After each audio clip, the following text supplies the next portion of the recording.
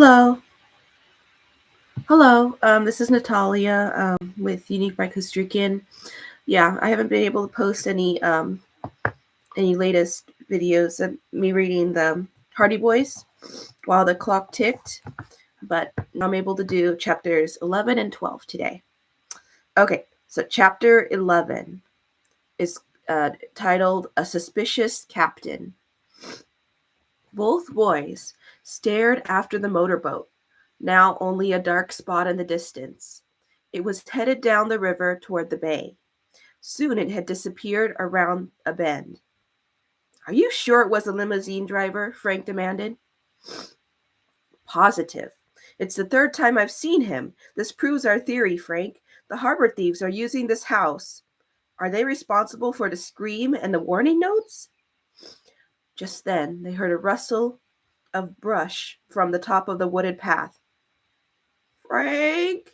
Joe?" called Chet's quavering voice. "Is that you? I hear talking." "No!" Frank shouted laughingly. "We're two ghosts." Switching on their flashlights, the brothers climbed back up the path. "Hi, Detective," Joe greeted a somewhat crestfallen Chet Morton, revealed in the beam of his flashlight. "What's the big idea of scaring off our quarry?" "Oh," Chet moaned. "Me scaring him? I was standing here, and this ghostly white thing—" "What you're talking about is a man in a white t-shirt," Frank wryly informed him. "And thanks to you, he's made a clean getaway down the river." Joe made a grimace of mock despair. "What were you up to, tailing us?" In a meek voice, Chet explained. "When you said I'd have to turn detective to find out about your case, I took your advice, so I shadowed you out here all the way from your house." "Okay, you win, Chet," Frank sighed. The three boys started together down Willow River Road for home. "You might as well work with us. Better give us a day or two, though. By then, we should have an assignment for you, Detective Morton." The chunky boy agreed with alacrity. A block from their house, Chet picked up his jalopy. Jalopy. I have a hard time saying that word. "We'll keep you posted," Frank promised him. The next morning, immediately after breakfast, the boys drove downtown to the Bayport and Eastern Steamship Company offices.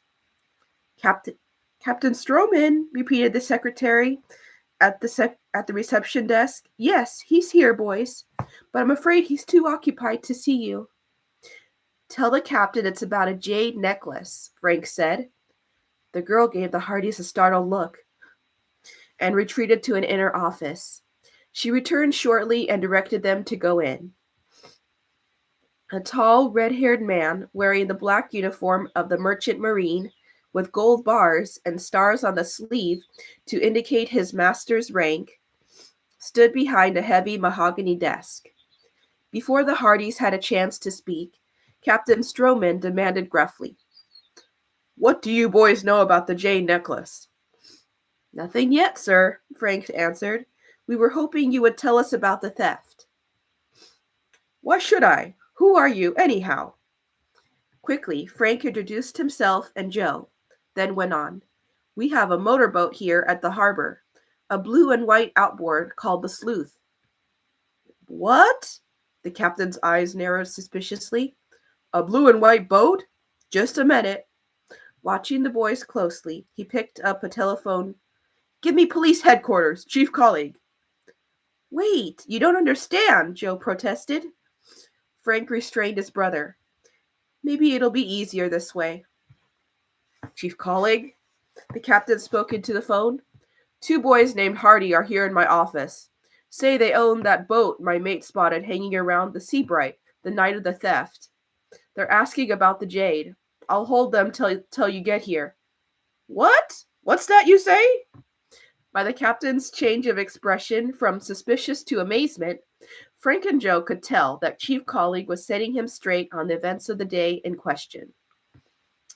"Right, chief," said Stroman and hung up. He turned to the boys and said, "Seems I've made a mistake. When you lose a rare collector's item that has taken you a lifetime to find, You're apt to be suspicious of people. I apologize.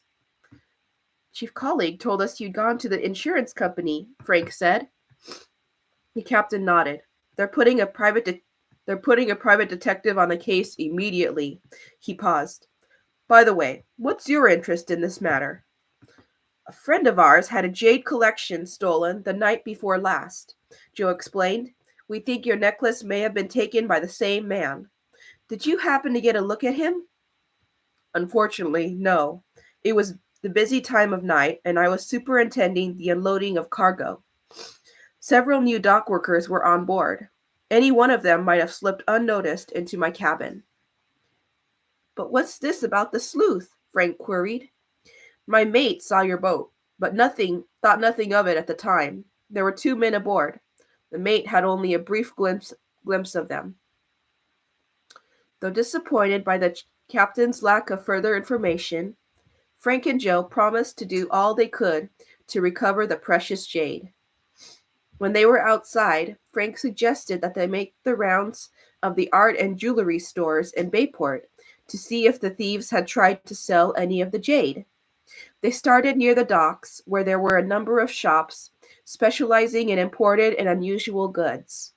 The two made inquiries in one after another.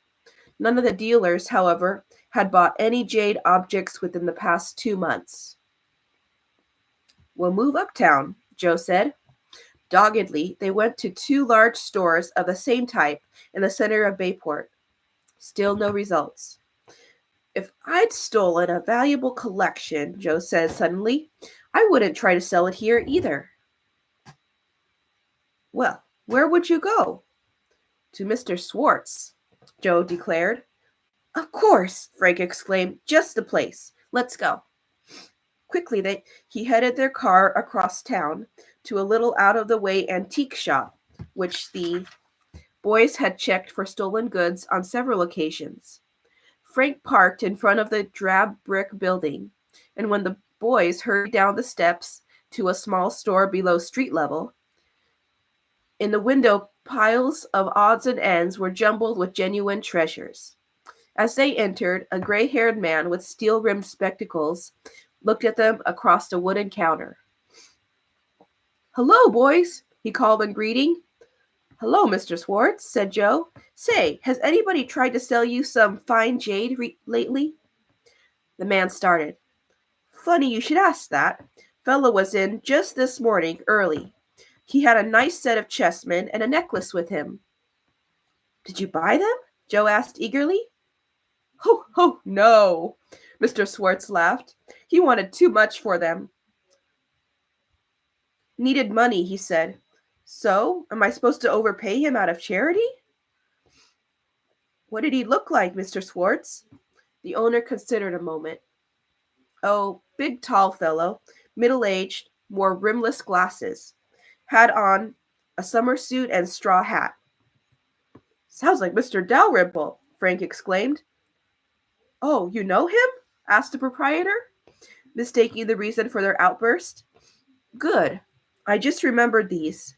He fished in his pocket, then laid on the counter a little chain with three keys. See that he gets these back, will you? Joe glanced at the keys quickly and pocketed them. I certainly will. After thanking the man, the Hardys hastened from the store to the convertible. How do you like that? Joe exclaimed. Must have been Mr. Dalrymple's double. He had the chessmen and the necklace.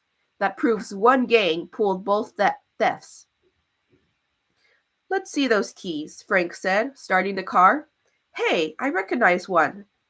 You bet, his brother crowed. It's the key to the old lock on the sleuth. We'll soon find out about the other 2. Make tracks fast to our laboratory, driver.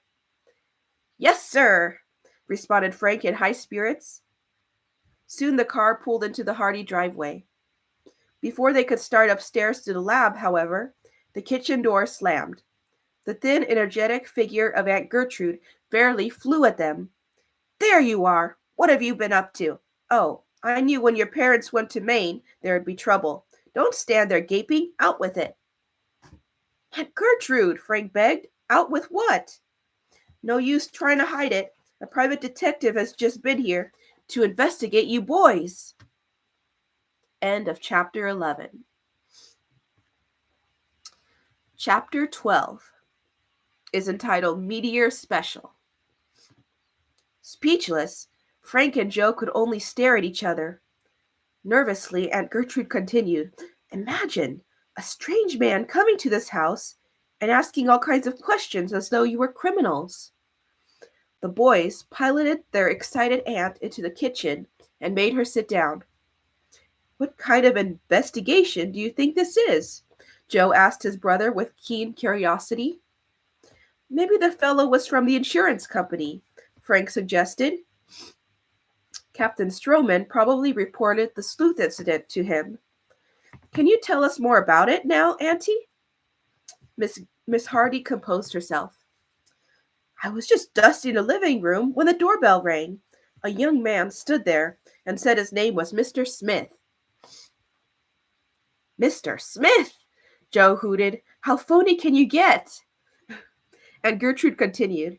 "He said, 'I'm a private eye.' Then he flashed a wallet at me and showed his credentials." "Private eye," Joe repeated indignantly. "He's been reading too many corny detective stories." "What does this Mr. Smith look like, Aunt Gertrude?" Frank asked. "Well, he's about 30, I'd say. Not tall, not short. He wore a nice suit and a gray fedora hat. And he had a little toothbrush mustache." "Was it false?" Joe queried. "How should I know?" their aunt snapped, her energetic self again. "I didn't study him through a magnifying glass." "That's what we need to know now," said Frank. "A magnifying glass." He looked at Joe significantly. "Because I think we have the keys to this mystery." In answer, Joe jingled his pocket. "Let's go." "Don't you dare," cried Aunt Gertrude. "No detective work until you have a decent lunch." The brothers were famished and gladly complied. 20 minutes later, there was not a crumb left of the roast beef sandwiches and the apple pie Miss Hardy had made. "Delicious, Auntie," Frank declared. "Thanks for stopping us," Joe added. Their aunt beamed. The boys excused themselves and hastened to their lab. Joe brought out the 3 keys for examination. "The first is the key to the sleuth, all right," Frank confirmed, fitting it to the original lock. "The second one is the kind used in ordinary door locks. The third is an automobile ignition key." Joe reported. "We'll soon find out what kind of car it's for." In Fenton Hardy's laboratory, next to the boys, he kept a photograph file of ignition keys for all automobiles of domestic and foreign manufacture. Frank and Joe went to compare these to the key dropped by Mr. Dalrymple's mysterious double at Swart's shop. "Start with American makes," Frank proposed, "and take this year's models first." The suggestion proved a good one. In less than 5 minutes, the key had been identified as belonging to the current year's Meteor Special. "The Special! That's the big Meteor, the limousine," Joe noted with excitement. "Frank, it could have been the car that nearly hit us." "And there probably aren't too many of them around," Frank reasoned. "The next step is to find out who owns Meteor Specials in this area. We'll need police help." Joe agreed. He suggested that Frank make the trip to headquarters.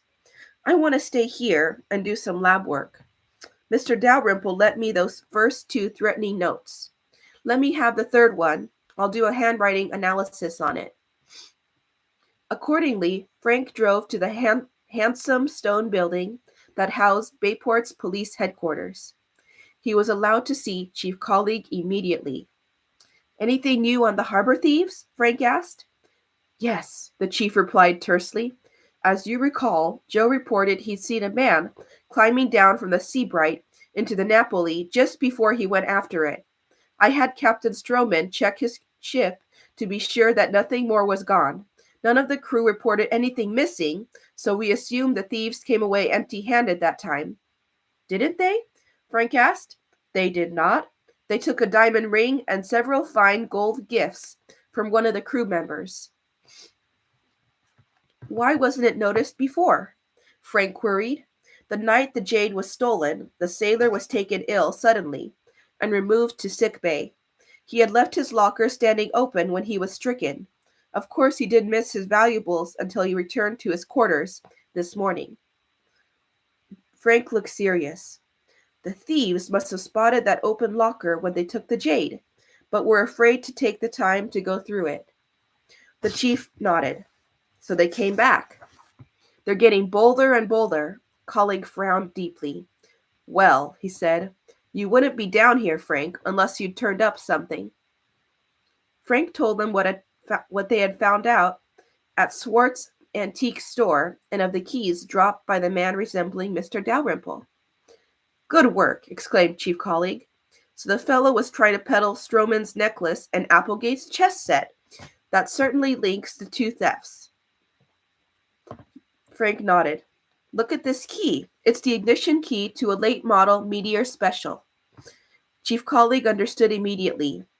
Very likely the car the harbor thieves used. Right, Frank agreed. Could we get a list of all the owners of such cars in the area? Then we could check them out one by one. I'll call the State Motor Vehicle Bureau right away. The chief looked troubled. With all my men in the harbor, I can't spare anybody to run down this lead. We'll take care of that, Frank promised, as soon as you give me the owners' names. Relieved, Chief Colleague remarked with a smile. So Captain Stroman suspected at first you were crooks. That's not all, Frank laughed, and briefly told of Mr. Smith's call on Aunt Gertrude. Here, the chief eyed Frank with a twinkle. And how's your other business coming? What other business, Chief? The appointment you had yesterday at the Purdy place. He was interrupted by the buzzing of the desk telephone. The policeman picked up the instrument and listened a moment. For you, he said, handing over the phone. Frank! Joe's tone was insistent. What's up? Can't tell now. Just get home, fast. Frank drove back as rapidly as he could through the afternoon traffic. He found Joe and Aunt Gertrude in the living room. One thing after another, Miss Hardy was complaining. First that private eye, and now this. It's enough to make a person wish she didn't have a detective in the family. What happened? Frank demanded. Joe's face was serious as he handed his brother a sheet of stationery. Came in the mail just now, Joe said, addressed to Aunt Gertrude. Frank read the warning scrawled on the sheet. If you value your nephews' lives, tell them to mind their own business. A death threat, Aunt Gertrude declared vehemently. Now maybe you'll give up chasing harbor thieves. Not a chance, Auntie, Joe exclaimed. I checked the handwriting. This note was written by the same person who threatened Mr. Dalrymple. Oh, my lands, what's the difference? It's still a death threat, Aunt Gertrude cried. There's a big difference, Joe stated. I'm glad you got this letter. His aunt stared at him in bewilderment, but Frank nodded understandingly. I get it, he said. We thought we weren't making headway on Mr. Dalrymple's case. This note proves that we are. We have somebody worried. You have me worried, Aunt Gertrude sighed. Mr. Dalrymple is in danger, and so are you. At that moment, the telephone rang, and Gertrude started. If it's another threat, she broke off as Frank took the call. He picked up a pencil from the stand and jotted something on a pad. That was Chief Colleague, Frank announced after he had hung up. The motor vehicle office has 8 owners of Meteor Specials registered in this area. Here's the list. One is a Mr. Henry Nichols, who lives closest to us. Come on, Joe, let's go. End of chapter 12. I hope you enjoyed hearing chapters 11 and 12 from Hardy Boys while the clock ticked.